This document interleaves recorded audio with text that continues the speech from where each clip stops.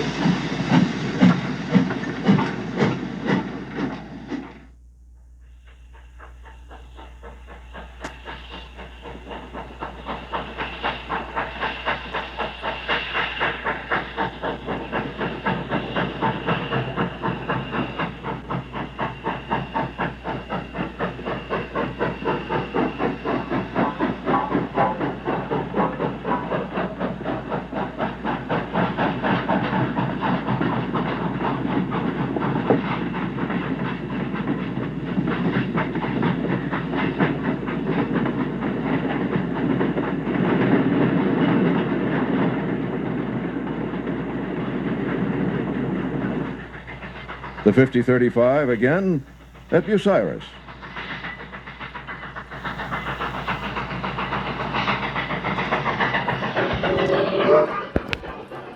All right, everybody, thank you for joining me again tonight. Your beautiful December 2nd, 2023, out here in your outpost on the West Coast. Beautiful December evening, kind of cool outside, but not quite real cold or uncomfortable. It was a beautiful day today. A lot of historical significance with that video there you're watching. I think it was 1955, 1956. The Pennsylvania Railroad was caught with their pants down. They were in between buying new diesels and already scrapping a whole bunch of their steam locomotives. And all of a sudden, there was a fall harvest rush. And they didn't have enough motive power to handle all the traffic. So they actually leased, I think it was 4 or 5, maybe half a dozen 210-4s, the 5000 class from the Santa Fe Railroad. And only once in the history of railroading was the Santa Fe operating. Well, Santa Fe wasn't operating, but Santa Fe steam locomotives were operating on the Pennsylvania Railroad. Look it up, Google it, Wikipedia, check out all the videos and photographs. It's a really, really, really cool, interesting, quick, short period in American railroad history. And you know, Santa Fe 210-4s, the 5000 class, they're oil powered. The Pennsylvania is a coal fired railroad. So there had to be a lot of logistics going on. It wasn't just a simple plug and play. A lot of oil, fueling, temporary facilities probably had to be set up. They could take water with the regular Pennsylvania locomotives. There's a coal tower right here, but wherever they have set up to water up the Pennsy steam engines, the Santa Fe could take water also, but the Santa Fe couldn't take oil fuel from the Pennsylvania's coal supplying towers and stuff like that, or coal chutes. Just real odd. Check it out. And there's a great video that's actually in color that it's just really, really cool. And I had forgotten about that. I had forgotten about that little piece of railroading history, and it was probably one of the first cool things that was pointed out to me, 30 years ago. Anyways, so real quick, let's get back to this. Thank you for joining me tonight on episode, I think it's 3 or 4. I want to say a big, giant hello. I send Bill Barker a lot of love. Bill and his lovely wife, Gail, are out there outside of Little Rock in Arkansas. And Bill's probably the most, the best friend, fellow modeler, doesn't matter. Bill is part of the family. Bill has always been part of the family. When my family talks now, my dad's gone, but when my family talks and stuff, when I come over to visit and stuff, and they ask about this, definitely Bill Balker's name always comes up, and they ask and tell him hi and stuff like that. A lot of great friends I had throughout the years, Roger Jenkins and, Ed Campbell, of course. Just Tom Fogle up in Half Moon Bay, Jack Spear in Phoenix. Just what a wonderful, wonderful, wonderful hobby. What a wonderful part of my adult growing up life. And I'm glad you're joining me. It's not a it's not a project, and I'm not refurbishing something. Basically what it is, once upon a time, this is why people were reluctant to buy brass models, because they would come in a box, they would come unpainted, and they would come unassembled. And even if you didn't paint it, but you decided to assemble it, they never ran. There was a short, there was binding. They were so finicky once upon a time. USHobbies somehow got through that, though some of their models once in a while do come in with a little quirk. But you could bolt these suckers together and lube them up. Don't have to paint them or not, and pretty much they would run. Now, they might run dry or rough because they haven't been broken in or lubed well correctly. But pretty much they would run for you, and if there was a short, they were actually pretty good models to work on in terms of locating that short or that binding side rod or stuff like that. So that was half the battle. You just purchased this. They were expensive. They came in pieces. And number 3, the big one, you had to send it off to somebody to have it painted. And that's what we're doing here in this short, quick video.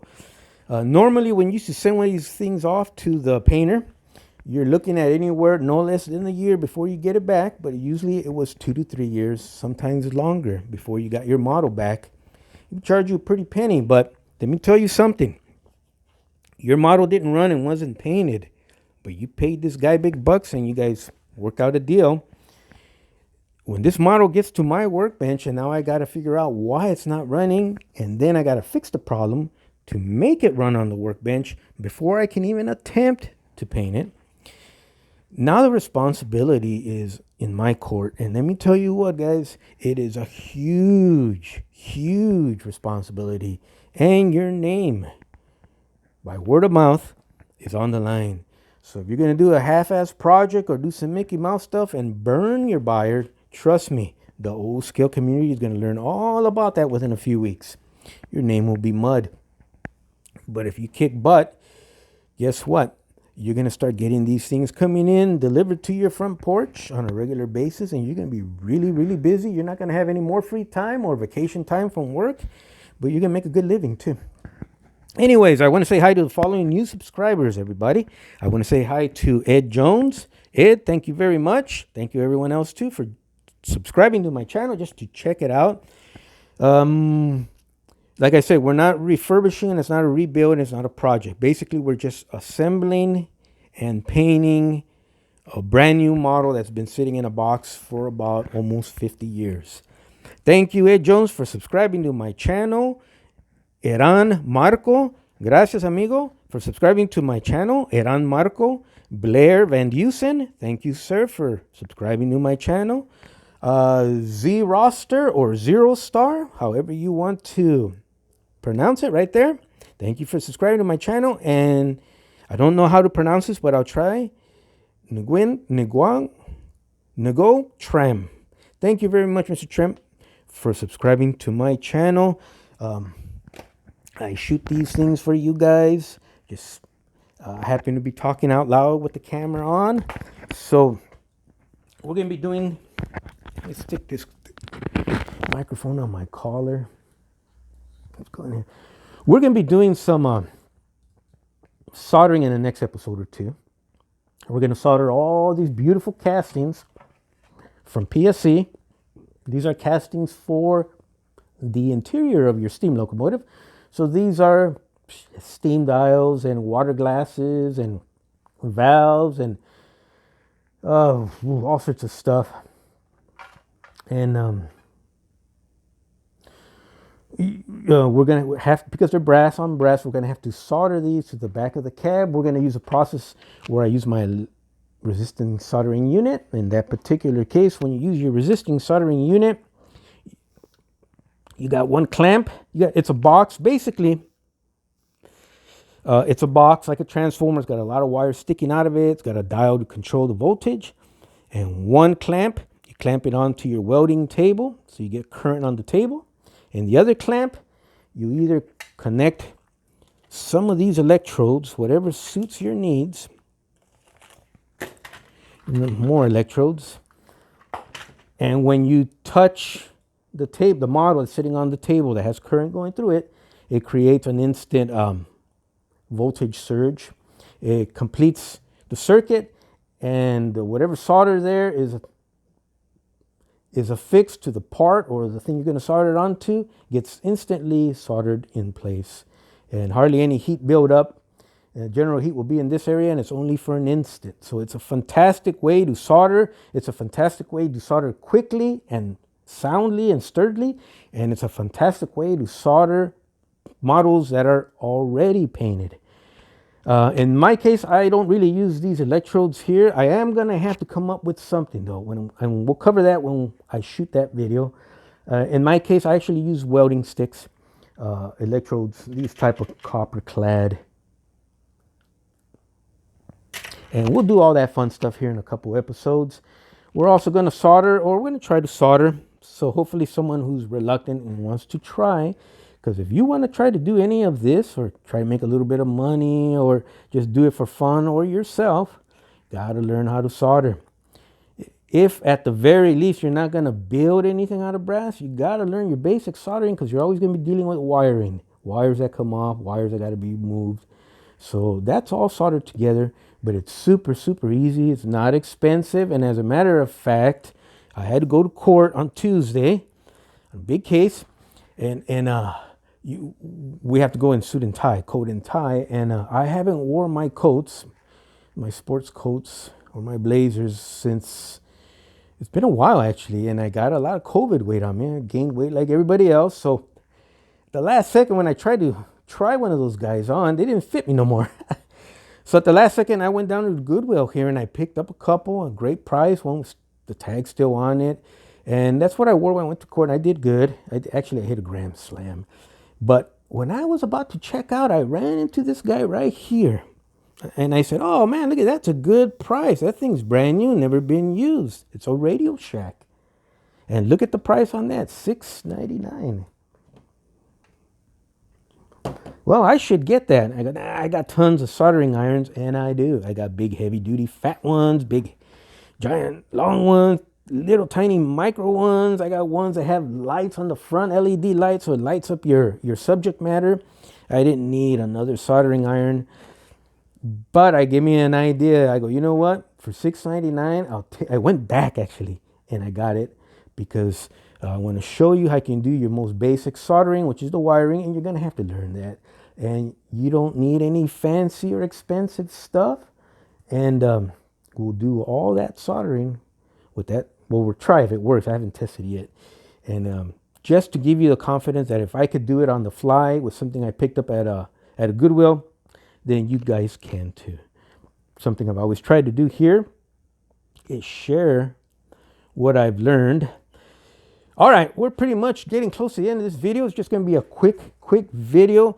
I went ahead and inspected all the grease and the oil and the different little things. Make sure last time we checked it and made sure it would run. There was no binding by turning that drive shaft. You could see, you'll see the, let's get on the other side of the camera. You'll see that start to spin. You'll see that start to spin. See that? You'll see the drive shaft spinning, and you'll see the wheels turning.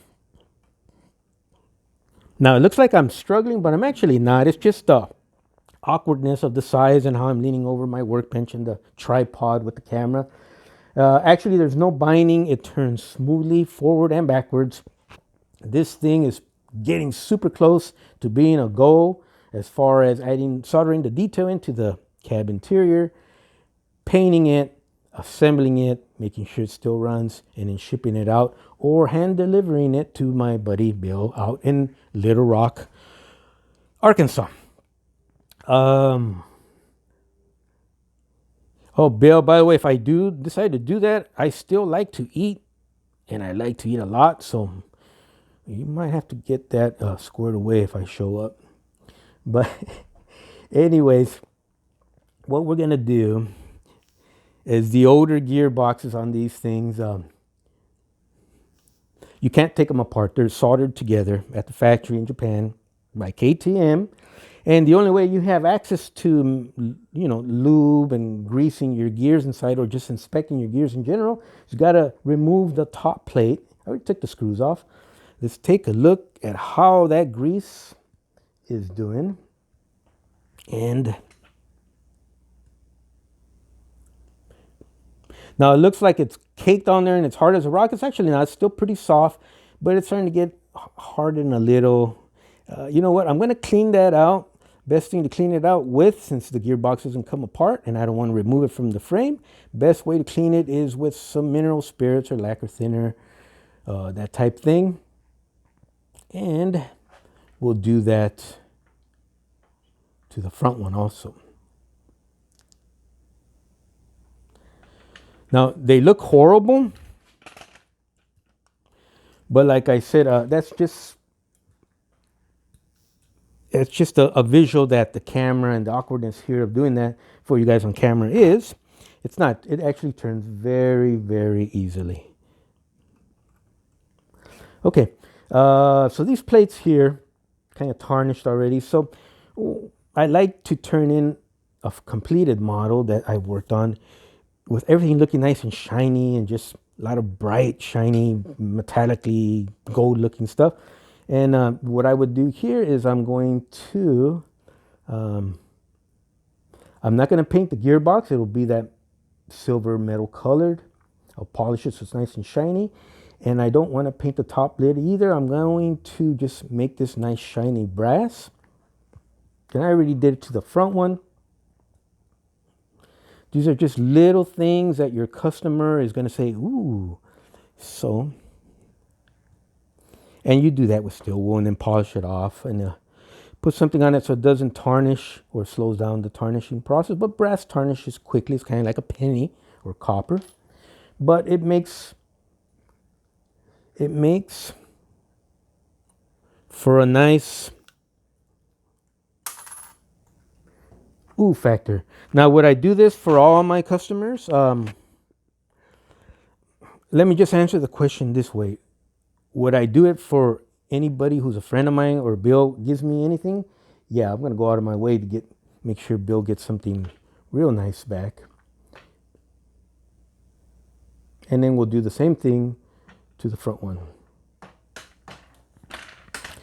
All right, now I got to bring out a transformer.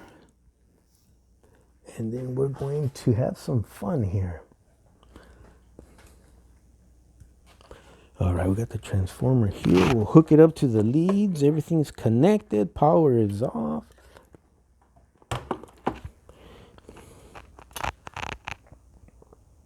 So if you're a betting man and you want to see if this is going to work or not, I guess take out your wallet, take out your cash. We're about to find out. Power is on. Lights are off. I just popped off my things here. So like I was saying earlier, if this thing works great, then we just clear that hurdle, that huge hurdle actually, and we can go straight to soldering on our detail, and then eventually, real quick here, our painting. So believe it or not, this is very, very exciting for me right about now. And okay, let me see. We got our lights. Let's get some cool music going for this.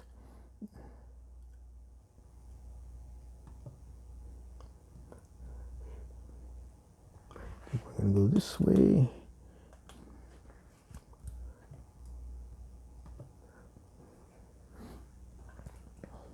Now that light's bugging me, so let's get rid of that light. There is that light. So we're going to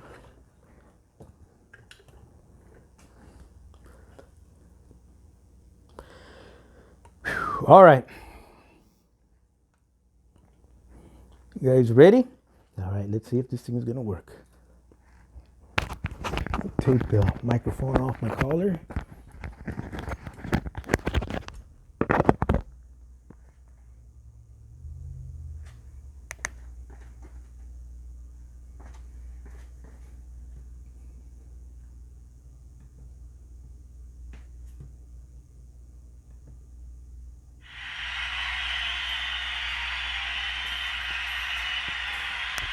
Let's do this. Let's do this. All right. All right, let's set it up again. You guys almost ready? All right. Let's start it with real low volume.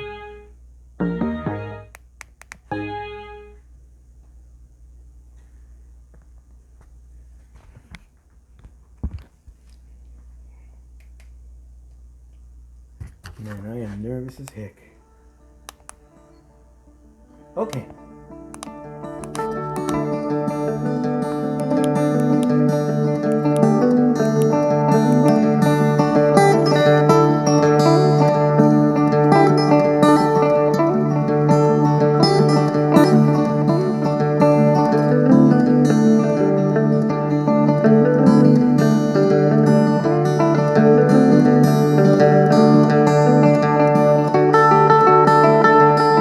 Spend my days with a woman unkind, smoke my stuff and drank all my wine.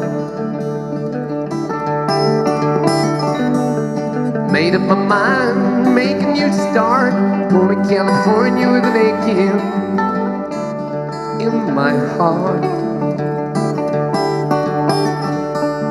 Someone told me there's a girl out there with love in her eyes and flowers in her hair.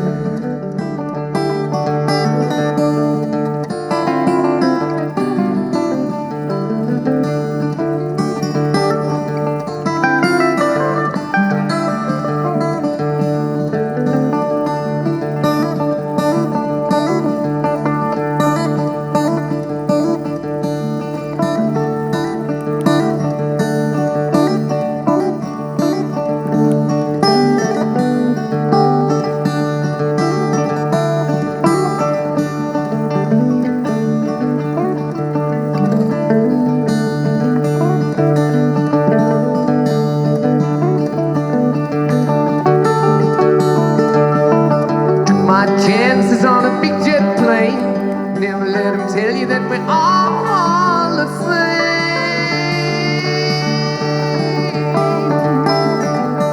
The sea was red and the sky was gray. I wondered how tomorrow could ever follow today.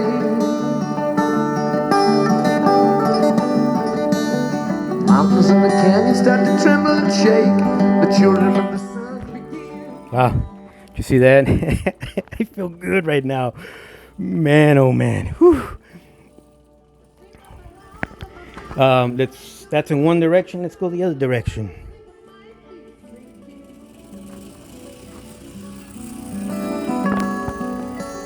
Throw me a line if I reach at a time. I see you up there with the passman strand.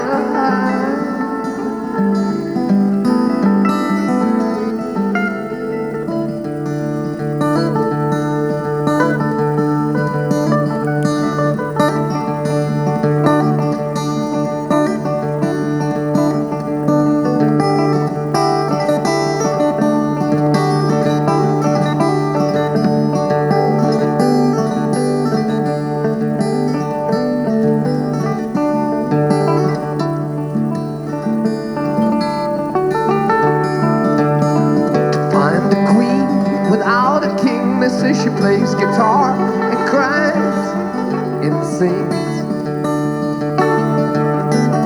Oh, she sings.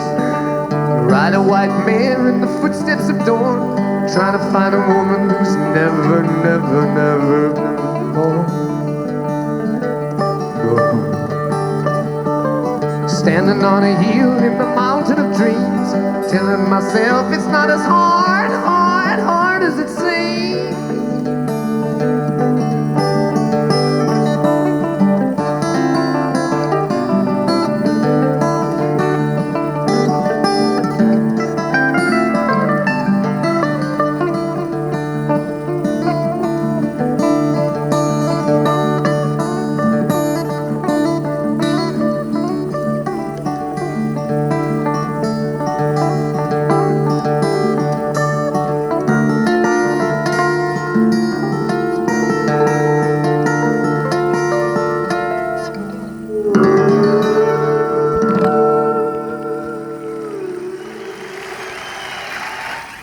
All right, you guys take care. Have an awesome weekend.